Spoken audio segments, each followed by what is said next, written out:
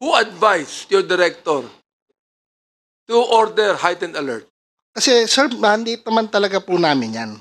We are Plano always nyo. out in the lookout for any, aside for, not only for COVID, but also for other diseases that can potentially come in.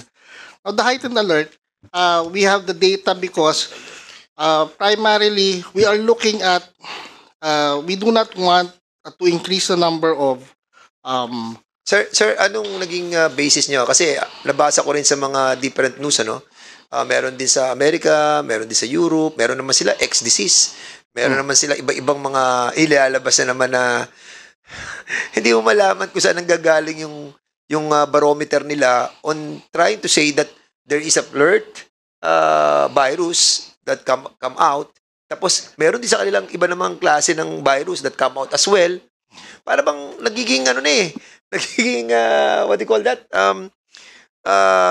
To sow fear to the community, kailangan sabihin mo may virus na nandiyan sa labas.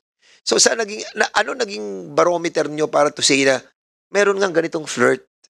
Di ba? Okay. Sir, yung database na we are getting from is actually also from World Health Organization.